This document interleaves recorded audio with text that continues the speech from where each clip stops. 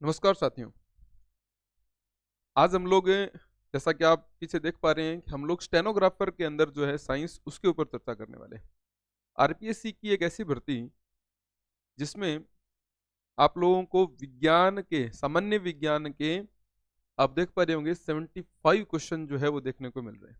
आपका कोई भी विद्यार्थी, आपका कोई भी साथी अगर स्टेनोग्राफर की तैयारी कर रहा है, राजस्थान स्टेनोग्राफर की मैं आपको बता दूं, तो इसमें जो 75 क्वेश्चन है साइंस के, वो किस तरीके से आप हल करें और किस कोर्स से आपको जुड़ना चाहिए, इस बिंदु पर मैं आज आपसे चर्चा करने वाला हूं। तो आप अपने दोस्तों तक इस वीडियो को जरूर पहुंचाएं जो विद्यार्थी स्टेनोग्राफर के लिए जुड़े हुए हैं, चाहे वो किसी भी संस्था से जुड़े हों। तो इसमें 75 क्वेश्चन जो हैं उन क्वेश्चन को कवर कैसे करना है, ठीक है ना, और उसमें सिलेबस क्या है, साइंस का सिलेबस आखिर क्या है, इतना कितना लंबा चौड़ा सिलेबस है कि उसमें 75 क्वेश्चन उसमें से पूछे जाने वाले हैं। तो आइए इसके ऊपर अपने एक डिस्कशन करते हैं। सबसे पहले मैं आपको बताऊंगा कि अगर आप स्टेनोग्राफर की तैयारी कर रहे हैं और साइंस की तलाश में हैं, तो मैं आपके लिए 75 क्वेश्चन को कवर करने के लिए एक बेहतरीन स्टेनोग्राफर साइंस का कोर्स को लेकर उपस्थित हुआ हूँ। आप शोडा क्लासेस जो ऐप है वो डाउनलोड करें ताकि आपको कंप्लीट एनालिसिस मिल सके, ठीक है। आप लोगों को ऐप डाउनलोड करके और बहुत ही कम प्राइस में, नाम मात्र के शुल्क में जो है स्टेनोग्राफर की साइंस का कोर्स उसमें आप लोगों को उपलब्ध हो जाएगा। अगर मैं इस कोर्स की फीस की बात करूं तो ओनली 349 रुपये में आपको ये फीस जो है ये जो कोर्स है वो उपलब्ध हो जाएगा। ऑनलाइन कोर्स है, इसमें मैं टेस्ट सीरीज भी दूंगा, नोट्स भी दूंगा, हैंड रिटन नोट्स भी मैं इसमें ऐड कर दूंगा, ठीक है। साथ ही साथ बोर्ड के जो पीडीएफ हैं वो भी आप लोगों को उपलब्ध हो जाएगी। तो आप निस्संदेह अगर इस कोर्स के साथ जुड़ते हैं तो कम से कम 60 प्लस क्वेश्चन आप लोग हल कर पाएंगे 75 में से। इसके पीछे का रीजन क्या है मैं आपको एक चीज बताता हूँ, सुनने लायक बात क्या है। देखिए दोस्तों, जो स्टेनोग्राफर है उसकी कार्यप्रणाली के अंदर अगर हम सिलेबस की बात करें, सिलेबस की कार्यप्रणाली को समझें, तो इसमें 75 क्वेश्चन जो साइंस के हैं वो सारे के सारे साइंस के क्वेश्चन बेसिक क्वेश्चन है। हालांकि उसमें जीके के भी, राजस्थान जीके के भी उसमें 75 ही क्वेश्चन है, और भी बहुत सारा मैटर है, शॉर्ट हैंड भी होता है उसमें, सब कुछ है, लेकिन मैं सिर्फ साइंस की बात कर रहा हूँ। जो बच्चे तैयारी कर रहे हैं वो अच्छी तरह से इस चीज को जानते भी हैं। तो इसमें सारे क्वेश्चन जो है वो बेसिक क्वेश्चन है, कोई हाई लेवल का क्वेश्चन आप लोगों को इसमें देखने को नहीं मिलेगा, बहुत सिंपल और साधारण क्वेश्चन है। अभी स्टेनोग्राफर की वैकेंसी जो है आने वाली है, तो इस वैकेंसी में हम लोग किस तरीके से ऐसे जो है इस टॉपिक को पढ़ें और क्या क्या इस सिलेबस में रहने वाला है, उसके ऊपर एक छोटी सी चर्चा करते हैं। देखिए मित्रों, सबसे पहले मैं आपको बताता हूं कि इसमें साइंस में जो केमिस्ट्री का पोर्शन है, ठीक है ना, अब इस केमिस्ट्री के पोर्शन में कौन कौन से टॉपिक्स आप लोगों को पढ़ने हैं। सबसे पहला टॉपिक पढ़ना है आपको तत्व, यौगिक और मिश्रण, ठीक है। तत्व, यौगिक और मिश्रण 9th क्लास का टॉपिक है।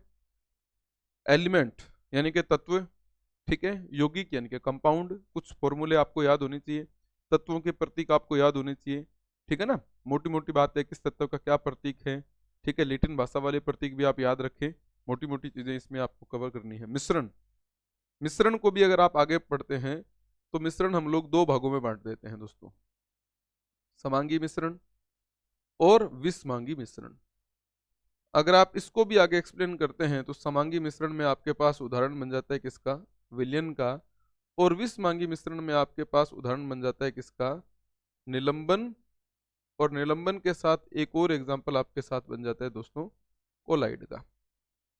तो ये कई बार तो ये भी प्रश्न आ जाता है कि कोलाइड किस प्रकार का मिश्रण है, तो विषमांगी मिश्रण है। ये पूरा आपको समझना है। अपने जूनियर अकाउंटेंट का जो एग्जाम था उसमें कोलाइड अकेला था, और स्टेनोग्राफर में तीनों है, विलियन, निलंबन, कोलाइड, तीनों पार्ट अपने को मिश्रण के जो है वो पढ़ने हैं, ठीक है।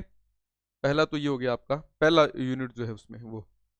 दूसरी अगर हम इस सिलेबस की यूनिट की बात करें तो दोस्तों आपके भौतिक और रासायनिक परिवर्तन है, सिर्फ और सिर्फ इतना, भौतिक व रासायनिक परिवर्तन, कुछ भी नहीं है। देखो, आपको फिजिकल एंड केमिकल चेंज जो है वो पढ़ने हैं, है ना। अस्थायी परिवर्तन, स्थायी परिवर्तन, उत्क्रमणीय परिवर्तन, अनुत्क्रमणीय परिवर्तन, जिसमें नया प्रोडक्ट नहीं बनता, जिसमें नया प्रोडक्ट बनता है।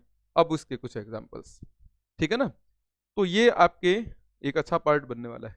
देखो सबसे बड़ी बात, कोई रासायनिक अभिक्रिया नहीं है आपके सिलेबस में, कोई केमिकल इक्वेशन नहीं है, सिर्फ भौतिक और रासायनिक परिवर्तन। रासायनिक अभिक्रियाएं आप संयोजन, वियोजन, विस्थापन, द्विविस्थापन, ऑक्सीकरण, अपचयन, रेडॉक्स से उत्प्रेरक, कुछ झंझट नहीं पालना, उदासीनीकरण वगैरह कुछ नहीं पढ़ना है आपको, क्योंकि ऐसी कोई इक्वेशन, केमिकल इक्वेशन वाला टॉपिक आपके सिलेबस में मेंशन ही नहीं हुआ है, स्टेनोग्राफर के सिलेबस के अकॉर्डिंग मैं चर्चा करूं आपसे। तो फिर दोस्तों इसके बाद में जो अगला जो पार्ट हम लोग अगर देखें तो आपके 3 नंबर पार्ट में मेटल नॉन मेटल टॉपिक है, धातु व अधातु। बस मुख्य मुख्य बातें हैं, धातुओं के गुणधर्म, अधातुओं के गुणधर्म, भौतिक गुण, रासायनिक गुण, ठीक है ना, ये सारे एग्जाम्पल्स, उनसे बनने वाले प्रमुख यौगिक, मोटी मोटी चीजें आप लोगों को धातु अधातु की पढ़नी है। रासायनिक अभिक्रिया देखो इसमें है ही नहीं। फिर अगर आप 4 नंबर पे बात करें तो एक नया टॉपिक है इसमें, अम्ल, क्षार व लवण। ये वो टॉपिक है जो आपके एलडीसी में भी नहीं है, आपके जूनियर अकाउंटेंट में भी नहीं था, आपके महिला पर्यवेक्षक के सिलेबस में भी नहीं है, सीईटी के सिलेबस में भी नहीं है। ये सिर्फ और सिर्फ इसी में है, स्टेनोग्राफर में। हाँ, इसके बाद में रीट में तो आता ही है, सेकंड ग्रेड फर्स्ट ग्रेड, वो तो हमारे सब्जेक्ट के जो पार्ट्स आते हैं उनमें तो आता ही है। लेकिन अगर जनरल साइंस की बात करूं तो अम्ल, क्षार, लवण स्टेनोग्राफर में ही है। इसके अतिरिक्त किसी अन्य जो वैकेंसी है या किसी अन्य भर्ती के अंदर आपको ये टॉपिक देखने को नहीं मिलेगा। फिर आप चीजों को देखते रहे हैं ना, क्या क्या चीजें देखो, अम्ल, क्षार, लवण में आप इसमें दे भी रखा है आपको, बेकिंग सोडा पढ़ना है, ब्लीचिंग पाउडर पढ़ना है, प्लास्टर ऑफ पेरिस पढ़ना है, साबुन पढ़ना है, अपमार्जक पढ़ना है। कार्बन टॉपिक भी नहीं है, देखो कार्बन को भी निपटा दिया इसने। यानी कि आप अगर देख पा रहे हैं स्टेनो में कार्बन टॉपिक जो है ये भी नहीं है, और रासायनिक अभिक्रिया जो है ये भी आपके सिलेबस में नहीं है दोस्तों, ठीक है ना। 2 टफ टॉपिक आपके सिलेबस में नहीं है, और बहुत इजी इजी टॉपिक आपके इसमें जुड़े हुए हैं। वहीं अगर आप भौतिकी की बात करते हैं, फिजिक्स की बात करते हैं, तो भौतिकी में, फिजिक्स में आपके सिर्फ 2 ही टॉपिक हैं, एक प्रकाश और एक आपके है उसमें विद्युत धारा, इलेक्ट्रिसिटी। एक प्रकाश है, एक विद्युत धारा है, ठीक है ना। विद्युत धारा में भी ओम का नियम है, विद्युत धारा का तापीय प्रभाव है, ठीक है ना, और एक डायनमो है, विद्युत चरित्र है। माने बहुत कॉमन, दोनों में भी अगर देखें तो सिर्फ सिंपल वे ही इसका बनेगा, माने हार्ड नहीं है ये भी, है ना। बहुत ही सिंपल सिंपल क्वेश्चन इसमें से आपको देखने को मिलेंगे दोस्तों। स्टेनोग्राफर के मैं कुछ एग्जाम में आए हुए साइंस के क्वेश्चन जो है उनका सॉल्यूशन लेकर भी उपस्थित होऊंगा। तो मैं चाहता हूं कि इस पार्ट से जो भी बच्चा जुड़ा हुआ है स्टेनोग्राफर में, हमारे भी ऑनलाइन कोर्सेज में भी बहुत सारे विद्यार्थी जुड़े हुए हैं, तो बहुत सिंपल है और बहुत शानदार वैकेंसी है ना, आने वाली वैकेंसी है। और निश्चित रूप से इसका जो है पेपर मतलब 2024 के अंत तक हो सकता है हो जाए, ठीक है ना। तो कवर करना है इस चीज को अपने को। फिर देखो बायोलॉजी में, बायोलॉजी में तो कुछ भी नहीं दिया इसने, इसमें 2 टॉपिक है और वो भी बेसिक है, लेंथ ही नहीं है। जैसे अपने जूनियर काउंटर में देखे तो काफी बड़ा, एलडीसी में तो बहुत बड़े दोनों टॉपिक, ये दोनों टॉपिक ही बहुत बड़े हैं उसमें तो, है ना। और लास्ट में अगर अपने बायोलॉजी की बात करें दोस्तों, तो बायोलॉजी में तो इसने कुछ भी नहीं दिया अपने को। देखो क्या टॉपिक है, अगर मैं आपको इसके टॉपिक का, इसके सिलेबस की बात करके बताऊं तो क्या है, देखो मानव मस्तिष्क, एक तो है आपका मस्तिष्क, एक आपको पढ़ना है इसमें हार्मोन। हार्मोन का मतलब आपको ग्रंथियां पढ़नी है, और ग्रंथियों में भी आपको क्या पढ़नी है, अंतःस्रावी ग्रंथियां, केवल अंतःस्रावी ग्रंथियां। एंडोक्राइनोलॉजी, यानी कि ग्रंथियों में भी आपको सिर्फ अंतःस्रावी ग्रंथियां ही पढ़नी है, पूरा नहीं पढ़ना है, ठीक है ना। हाँ, इसके साथ साथ आपके पैथोलॉजी जरूर है, पैथोलॉजी यानी कि रोग विज्ञान जरूर है।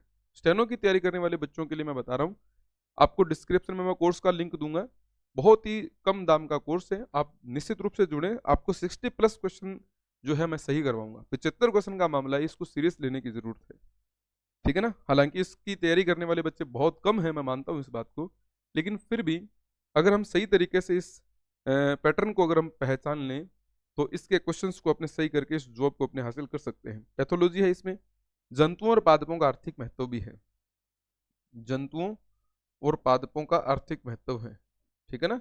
ये सिलेबस में भी आपके मेंशन किया हुआ है, और इसमें ये नहीं दे रखा है कि जंतुओं में कौन कौन सा, पादपों में कौन कौन सा, तो आपको इसको कंप्लीटली जो है पढ़ना है, ठीक है ना। क्योंकि इसमें कोई ऐसे पार्ट नहीं दिया इसने कि आपको सिर्फ मधुमक्खी पालन पढ़ना है या कुछ और नहीं पढ़ना है। मधुमक्खी पालन में पढ़ना पड़ेगा, रेशम कीट पालन में पढ़ना पड़ेगा, ठीक है ना। आपको हानिकारक कीट, लाभदायक कीट सब पढ़ना है। फिशरी भी पढ़ना है, पोल्ट्री भी पढ़ना है, मवेशी भी पढ़ने हैं, भेड़ बकरियां सब आपको अध्ययन करना है इसमें, ठीक है ना। पादपों के आर्थिक महत्व में आपको अनाज, दालें, तिलहनी पादप, है ना, फल भी पढ़ने हैं, सब्जियां भी पढ़ने हैं, औषधीय महत्व के पादप, इमारती काष्ठ वाली लकड़ियां, सब चीजें जो है आप लोगों को आपको इसमें कवर करना है, ठीक है ना। और फिर देखो इसमें इकोलॉजी भी है ना। और आगे बढ़े बायोलॉजी में तो आपके इकोलॉजी भी है, ठीक। इकोलॉजी तो कॉमन टॉपिक है हर किसी के सिलेबस में, मतलब इसको तो पूछा ही जाता है, पर्यावरण का पार्ट है इकोलॉजी जो है, ठीक है ना। और साथ ही साथ इसमें बायोमास जो है ये भी पार्ट इसने दे रखा है। ऊर्जा के विभिन्न स्रोत, ऊर्जा के स्रोत जो हैं वो भी आपके दे रखे हैं।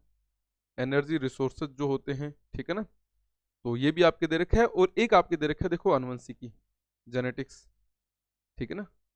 आनुवंशिकी जो है ये भी आपके सिलेबस में जो है दे रखा है दोस्तों, है ना, आनुवंशिकी जो है।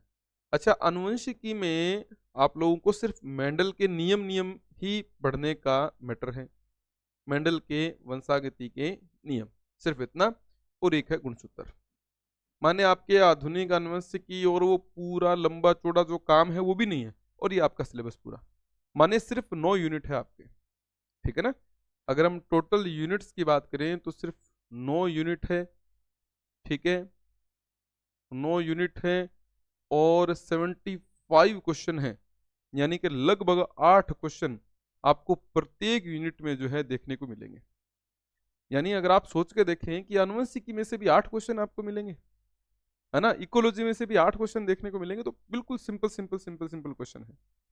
तो मैं आपसे रिक्वेस्ट करूंगा कि अगर आप इस साइंस कोर्स से जुड़ना चाहते हैं तो आज ही ऐप जो है सोडा क्लासेस की, ठीक है, वो डाउनलोड करें। और इसमें स्टेनोग्राफर का जो साइंस का कोर्स है, ठीक है ना, जिसमें हम लोग कवर कर रहे हैं 75 क्वेश्चन को, वो कोर्स आपको मिलेगा ओनली 349 रुपीज़ में। सिर्फ 349 रुपये में एक मोबाइल का रिचार्ज जो है उसमें आपको कंप्लीट स्टेनोग्राफर के 75 क्वेश्चन का जो मामला है वो मिल जाएगा। तो इस वीडियो को अपने दोस्तों के साथ ज़रूर शेयर कीजिएगा और ऐप डाउनलोड करके इस कोर्स के साथ जरूर जुड़िएगा, ताकि आप इस साइंस के कोर्स से जुड़कर स्टेनोग्राफर में 75 क्वेश्चन के पार्ट को जो है बहुत अच्छे तरीके से आप कवर करें और आप मुख्य परीक्षा में इन 75 क्वेश्चन के मामले को सही तरीके से सुलझाने का काम करें। तो आप सभी के लिए शुभकामनाएं, और स्टेनोग्राफर की तैयारी करने वाले प्रत्येक विद्यार्थी को इस ऑनलाइन कोर्स के साथ जोड़ें, ताकि उनका फायदा हो सके, उनका लाभ हो सके और वो अच्छे तरीके से इस चीज़ को कवर कर सके। आज बस इतना ही। कल हम एक और वैकेंसी के अंदर जो है साइंस के पार्ट के ऊपर चर्चा करने के लिए फिर से उपस्थित होंगे। बहुत बहुत धन्यवाद आप सबका।